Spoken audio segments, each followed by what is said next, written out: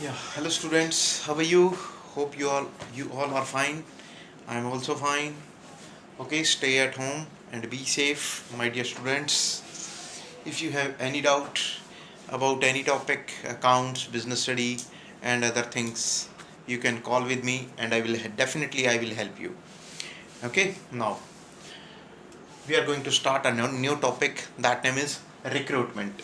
It is a part of staffing. It is a part of staffing recruitment. Recruitment means job पे रखना जिस किस employ को. Recruitment means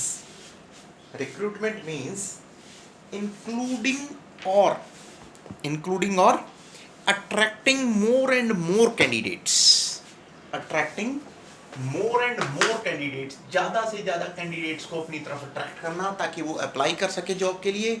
more candidates to apply for vacant job position in the organisation.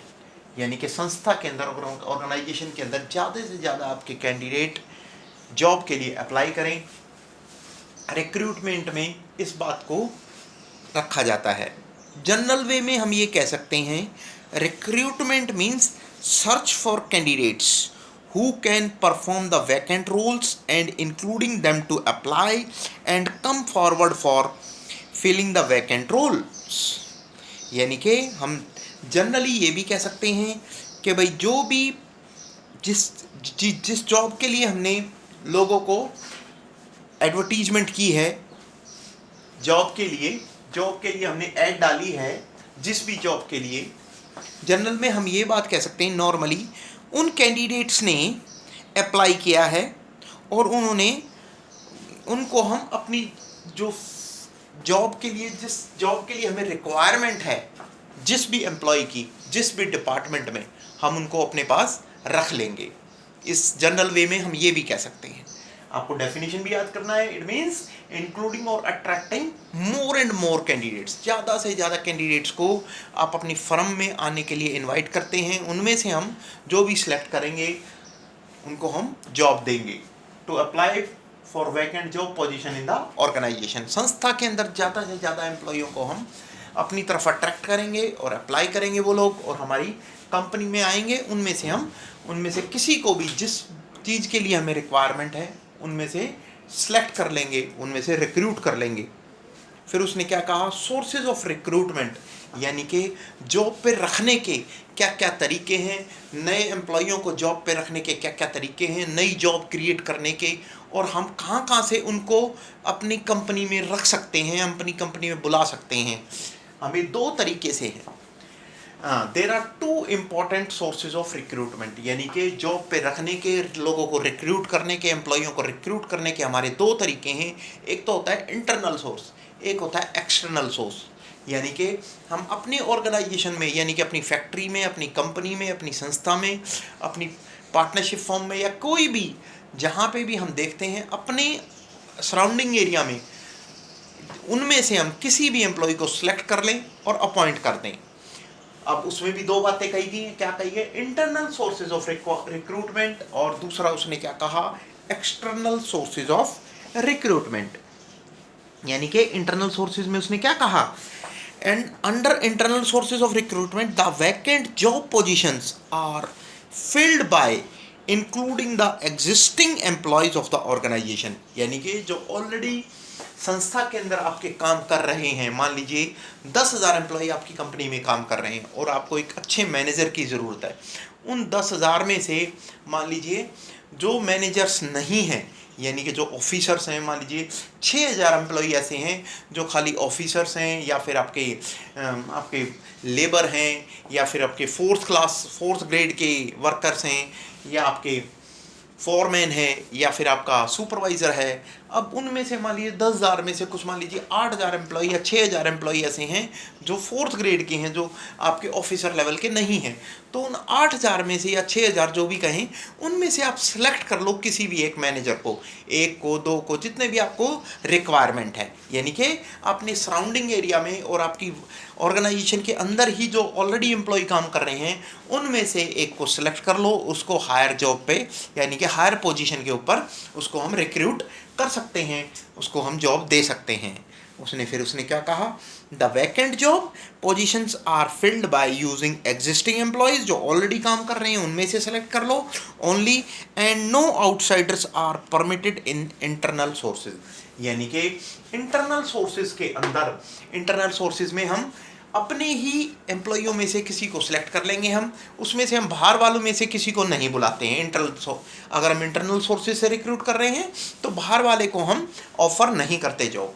फिर उसने क्या कहा, internals जो हम रिक्रूटमेंट करते हैं उसके हमारे क्या आपके क्या बेनिफिट्स हम कह सकते हैं उसको।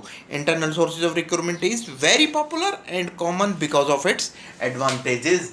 इंटरनल्स में हम अगर इंटरनल रिक्रूटमेंट, इंटरनल एम्प्लॉयज़ में से ही किसी को अगर हम सेलेक्ट करते हैं तो हमारे लिए क्या बेनिफिशियल है, क्या बेनिफिट हमें मिलता है। Number 1, it is economical. It is economical way to choose a employ from internal sources. Okay, फिर आपको बहुत सस्ता रहेगा, आपको एडवर्टीजमेंट नहीं करना पड़ेगा, या फिर आपको उनको ट्रेनिंग के ऊपर ज़्यादा पैसे नहीं खर्च करने पड़ेंगे, या फिर उसको ट्रेनिंग पीरियड का जो सैलरी देनी होती है वो नहीं देनी पड़ेगी। आप सीधा उसको रिक्रूट करो, उसमें जो भी आपको चेंजेस करने हैं उसको उसके काम में चेंजेस करो और सीधा हम उसको जॉब दे सकते हैं। फिर उसने क्या कहा, इट इज़ इकोनॉमिकल, सस्ता रहेगा। दूसरा उसने क्या कहा, it motivates the existing employees, यानी कि जो ऑलरेडी एम्प्लॉयज़ आपके कंपनी में काम कर रहे हैं उनको बहुत मोटिवेशन मिलेगी और वो और मन लगा के काम करेंगे। वो ये सोचेंगे कि हम में से ही अगर किसी को सिलेक्ट करना है, इंटरनल सोर्सेज को ही अगर कंपनी अप्लाई करती है हमेशा, तो वो पूरी मोटिवेशन के साथ, पूरी पावर के साथ, पूरी एनर्जी के साथ हमेशा काम करेंगे, मन लगा के ईमानदारी के साथ काम करेंगे, तो वो मोटिवेट होंगे। नंबर 3, थर्ड पॉइंट हमारा क्या है, उसको क्या बेनिफिट मिलेगा इंटरनल सोर्सेज से अगर हम रिक्रूटमेंट करते हैं। Less amount is spent on training, यानी कि ट्रेनिंग जो हमें देनी होगी, less amount is spent on training, यानी कि ट्रेनिंग पे हमें कम पैसा खर्च करने की जरूरत पड़ेगी, हमें ज़्यादा पैसा खर्च नहीं करना पड़ेगा, क्योंकि वो गेट टुगेदर होगा ऑलरेडी कंपनी से वो ऑलरेडी यूज टू होगा, वो जानता होगा कंपनी को, इसलिए उसके ऊपर ट्रेनिंग के का खर्चा करने की ज़्यादा ज़रूरत नहीं है। फिर उसने और क्या कहा, the employees are already familiar with rules and regulations of organisations, so less chances of turnovers, यानी कि हमें उसको अगर रूल रेगुलेशंस पे भी हमें ज़्यादा उसको बताने की ज़रूरत नहीं है, टाइम वेस्ट करने की ज़रूरत नहीं है, ऑलरेडी उसको। इसमें एक नया पॉइंट आप ये भी लिख सकते हो। फिर एक पॉइंट और क्या लिख सकते हो आप, improve performance of employees to get promotion, employees show better performance, यानी कि उससे क्या होगा, एम्प्लॉय की बेटर परफॉर्मेंस हो जाएगी, वो पूरी ज़्यादा ध्यान से काम करेंगे, वो पूरा मन लगा के काम करेंगे, क्योंकि उनको पता है कि हम में से ही किसी को चूज़ करेगी कंपनी एक हायर प्लेटफॉर्म के लिए। तो ये चीज़ें हम बेनिफिशियल इसके अंदर अगर इंटरनल सोर्सेज से हम रिक्रूट करते हैं तो हमें देखने को मिलेगा।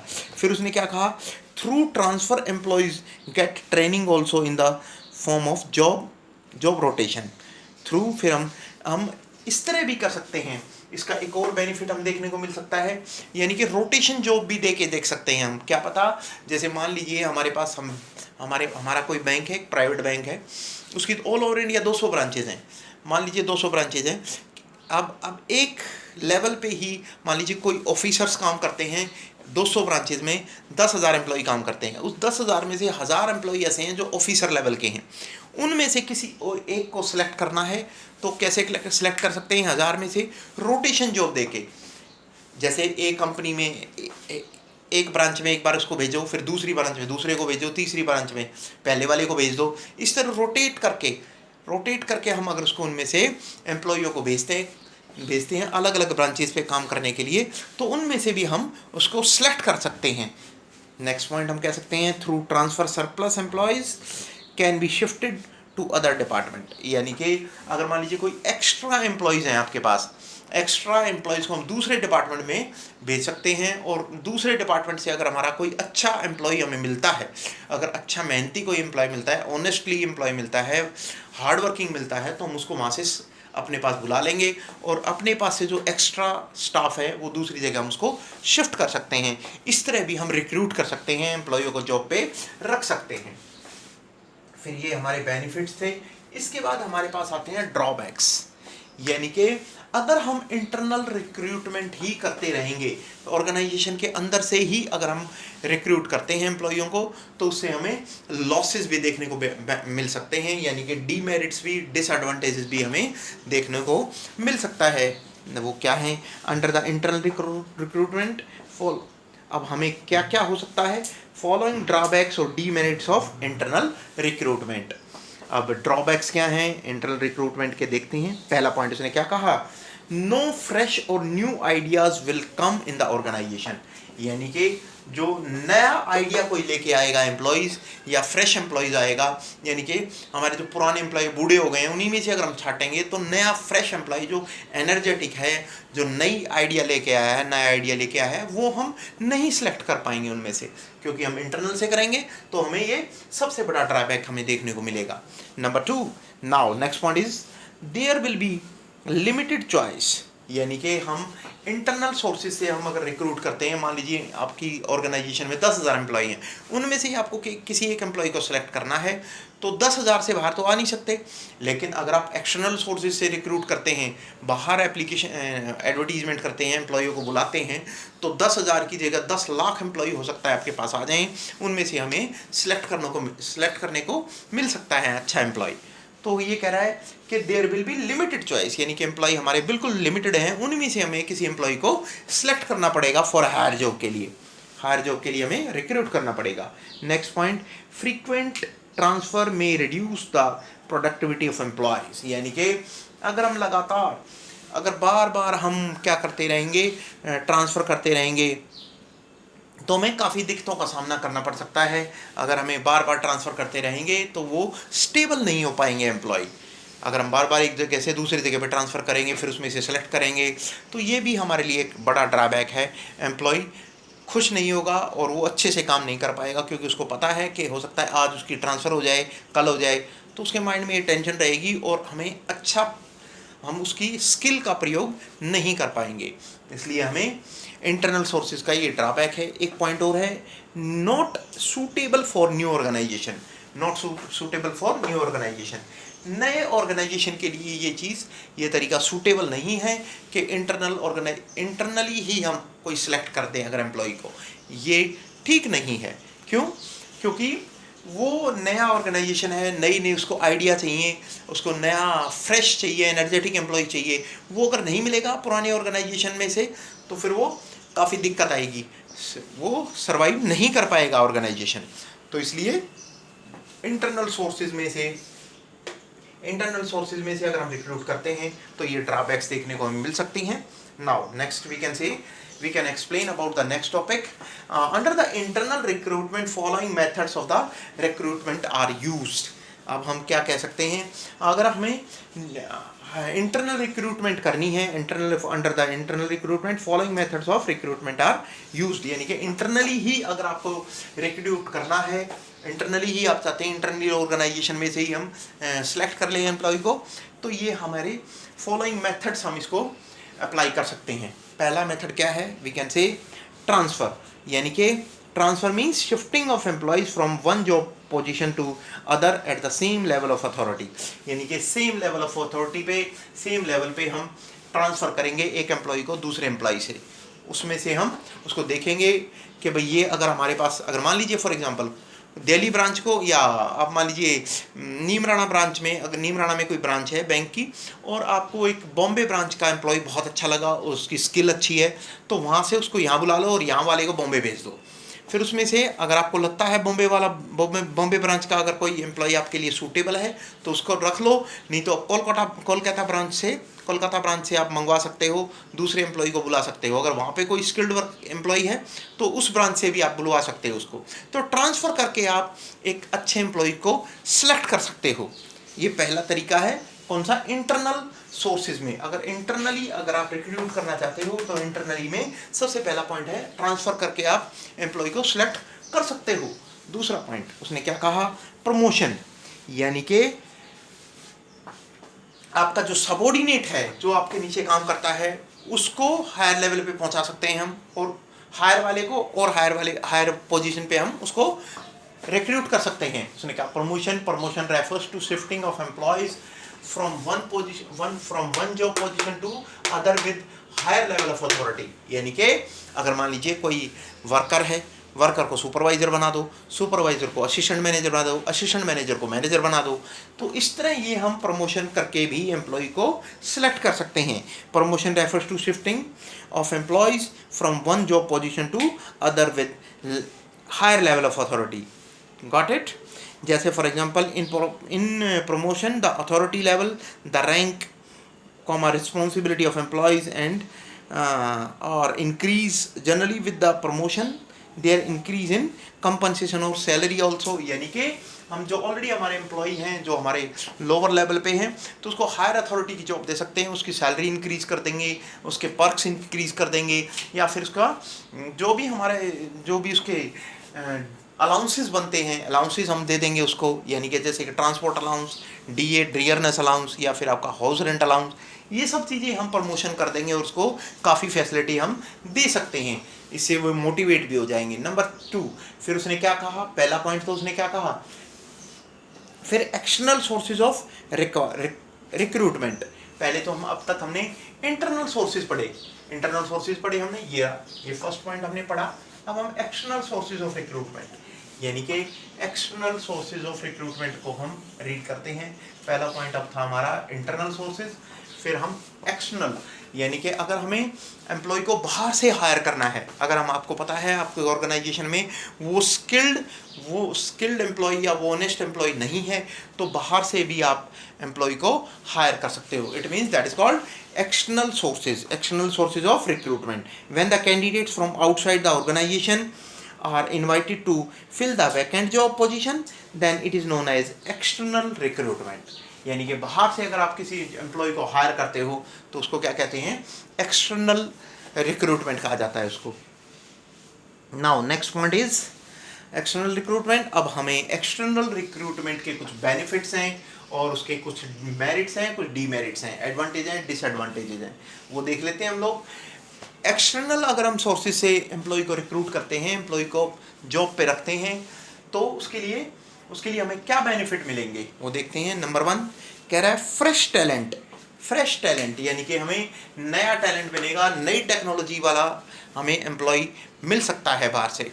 और उसने क्या कहा फ्रेश टैलेंट के बारे में, with external recruitment fresh and new talent come to the organisation के अंदर फ्रेश और टैलेंटेड नया एम्प्लॉय और एनर्जेटिक एम्प्लॉय हमें मिल सकता है अगर हम एक्सटर्नल सोर्सेज से रिक्रूट करते हैं एम्प्लॉय को। तो अगला पॉइंट उसने क्या कहा, वाइडर चॉइस, यानी कि हमारे पास अगर हमारे एम्प्लॉय में, अगर हमारी ऑर्गेनाइजेशन में 10,000 एम्प्लॉय है, अगर उसमें से अगर आप सेलेक्ट करते हो किसी एम्प्लॉय को हायर जॉब के लिए, हायर लेवल के लिए, तो 10,000 में से ही मिलेगा। लेकिन अगर आप बाहर से रिक्रूट करते हो, 10,000 की जगह 10 लाख एम्प्लॉय हो सकता है आपको एप्लीकेशन डालने, उसमें से आप सिलेक्ट कर सकते हो। यानी कि उसने कहा वाइडर चॉइस, यानी कि चॉइस आपके पास बहुत सारी मिल जाएगी जिसमें से आप एक को सिलेक्ट ईजिली कर सकते हो।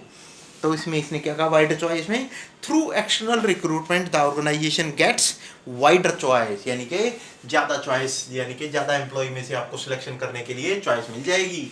थर्ड क्वालिफाइड पर्सनल, उसने क्या कहा क्वालिफाइड पर्सन हमें मिल जाएगा, जैसी भी हमें रिक्रूट है, जैसी भी हमें रिक्वायरमेंट है रिक्रूट करने की, तो हम वैसा एम्प्लॉय हायर कर सकते हैं। उसने क्या कहा by using external recruitment the management can get qualified and trend persons, यानी कि क्वालिफाई उसकी जो भी इसकी क्वालिफिकेशन हमें जिस जॉब के लिए रिक्वायरमेंट है वो पर्सन मिल जाएगा और हमें टैलेंटेड पर्सन मिलेगा। फिर उसके बाद next point we can say that we can discussing about fourth point external sources of recruitment. Now next fourth point is latest technology knowledge, यानी कि हमें अपडेट कैंडिडेट्स बाहर से एक्सटर्नल सोर्सेज से रिक्रूट करने के चांसेस हमें मिल जाते हैं।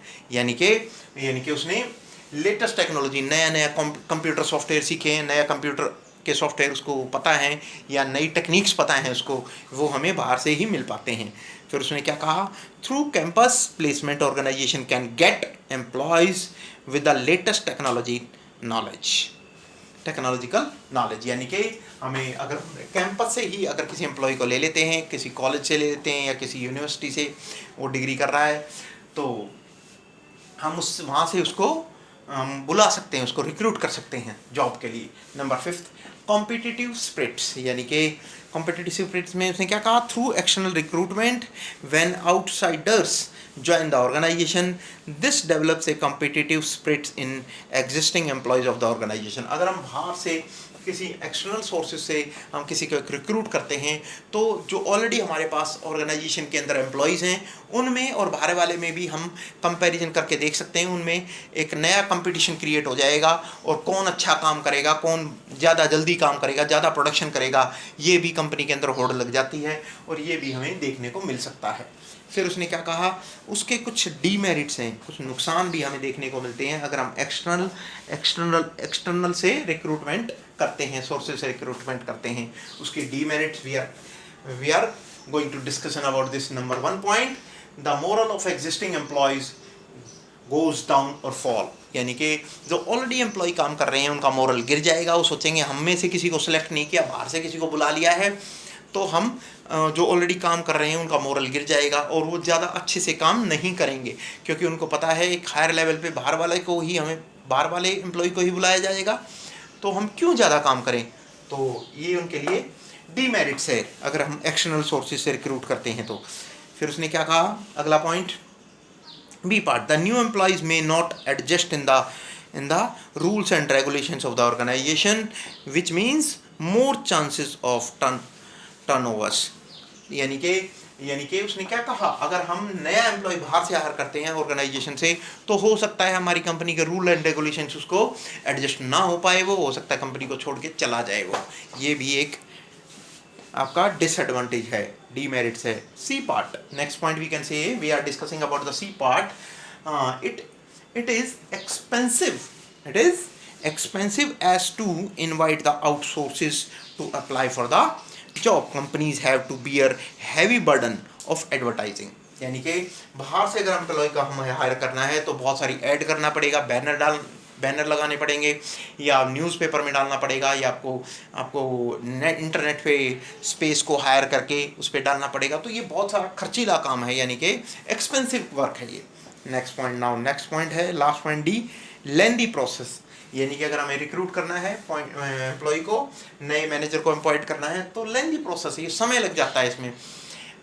यानी कि इसमें आपको काफ़ी टाइम लग जाता है। इसमें कह सकते हो आप फॉर्मल तरीके से, फॉर्मली अगर हम काम करेंगे तो पहले साइन करना पड़ेगा, फिर दूसरा साइन होगा, फिर उसके बाद इसको अपॉइंट करेंगे, फिर इतने में काफ़ी समय ख़राब हो जाता है, यानी कि लेंदी प्रोसेस है। फिर उसने क्या कहा, the common methods of external sources of recruitment, यानी कि बाहर से रिक्रूट करने के क्या कॉमन मेथड्स हैं, क्या तरीके हैं बाहर वालों को एम्प्लॉय को हायर करने के। पहला क्या है, डायरेक्ट रिक्रूटमेंट, यानी कि sometimes the organisation paste notice at the gate of their office, यानी कि गेट पे हम अपने कंपनी के गेट पे हम एक पोस्ट कर देते हैं, लगा देते हैं पोस्टर कि हमें एम्प्लॉइयों की ज़रूरत है और जिसको भी काम चाहिए वो कंपनी में आ सकता है। तो पहला तरीका क्या है, डायरेक्ट रिक्रूटमेंट हम कर सकते हैं। ये अच्छा तब रहता है जब हमें एकदम से इमीडिएट रिक्वायरमेंट हो किसी एम्प्लॉय को हायर करने की। दूसरा, casual callers, generally the large organisation maintain an application fill in which they keep all the pending applications which the job seekers leave with the reception. Sometimes the application of suitable candidates who were not selected in the previous year selection passes are also kept in application file। यानी कि कुछ ऐसा casual callers, हम कई बार ये कह देते हैं, कोई जॉब के लिए आया, मान लीजिए हमने किसी कंपनी में मैनेजर के लिए 5 जॉबों के लिए 5 जॉब्स के लिए हमें रिक्वायरमेंट है, मैनेजर्स की 5 मैनेजर्स की रिक्वायरमेंट है, तो हम ऐड डाल देते हैं। पिछले साल डाली थी हमने ऐड, या उससे पिछले साल 5 साल पहले डाली थी। अब मान लीजिए हमें 5 मैनेजर की ज़रूरत थी, अब 50 मैनेजर्स ने अप्लाई कर दिया, 5 उनमें से सिलेक्ट हो गए, लेकिन 45 का आपका जो डाटा है, उनकी जो आपका CV बना हुआ है, यानी कि बायोडाटा जो बना हुआ है, वो ऑलरेडी हमारे पास सेव है, उनमें से भी हम उसको सिलेक्ट करके कॉल कर सकते हैं। That is called casual callers. Now next point is number 3, advertising. Advertising करके भी एम्प्लॉय को हायर कर सकते हैं। The most common and popular method of external recruitment is advertising about the vacant job position. अगर हमारे पास कोई भी और तरीका नहीं है तो अब फटाफट एडवर्टीजमेंट के लिए ऐड वालों को बुलाओ और उनको ऐड डालो और एम्प्लॉय को हायर कर लो। Now next point is employment exchange. जो एम्प्लॉयमेंट एक्सचेंज है, government employment exchange act as middleman between the job seekers and the organisation who have vacant job positions. यानी कि कंपनी और एम्प्लॉय के बीच में जो काम करता है, गवर्नमेंट काम करती है, उसको कहते हैं एम्प्लॉयमेंट एक्सचेंज। उसमें अपना नाम लिखवा दो, अपनी क्वालिफिकेशन लिखवा दो, अगर किसी कंपनी को रिक्वायरमेंट होगी तो वहाँ से आपका बायोडाटा सेलेक्ट करेगी और आपको हायर कर लेगी। That is called employment exchange. Number 5, placement agencies and management consultant. हमारी बहुत सारी कंपनियां ऐसी हैं, बहुत सारे लोग ऐसे हैं जो इस बिज़नेस में लगे हुए हैं, जिसको जॉब की ज़रूरत होती है उसको बुला लेते हैं और जिन कंपनियों को रिक्वायरमेंट होती है उनके पास उनका डाटा भेज देते हैं और बीच में अपना जो भी उनकी फ़ीस होती है वो ले लेते हैं। That is called placement agencies. Number 6, campus recruitment. Sometimes the senior managers of the organization visit various professional colleges, technical institutions to get fresh graduates or the people with the latest technological know-how. यानी कि जो हमें campus recruitment यानी कि direct college से या फिर university से जो भी हैं, आप वहाँ पे जो फाइनल ईयर में पढ़ते हैं स्टूडेंट्स, उनको भी हम अपॉइंटमेंट लेटर दे के उनसे आप अपना एप्लीकेशन फॉर्म भरवा के उनकी जो भी क्वालिफिकेशन है, जो भी रिक्वायरमेंट है वो पूरा करके वहाँ से भी आप वहाँ से भी आप रिक्रूट कर सकते हो, वहाँ से भी आप एम्प्लॉय को हायर कर सकते हो। Number 7, recommendation from present employees. हो सकता है आपके कोई जो ऑलरेडी एम्प्लॉय काम कर रहे हैं उनसे भी आप पूछ सकते हो, जो आपकी कंपनी में ऑलरेडी काम कर रहे हो, उनके कोई रिलेटिव हैं या कोई फ्रेंड है जो भी उनको जानते हैं, उनको अगर किसी को जॉब की रिक्वायरमेंट है तो उनको भी बुलाया जा सकता है, वहाँ से भी रिक्रूटमेंट किया जा सकता है। Now next point is labour contractors. यानी कि लेबर कॉन्ट्रैक्टर्स, उनसे भी कॉन्ट्रैक्ट करके हम हायर कर सकते हैं।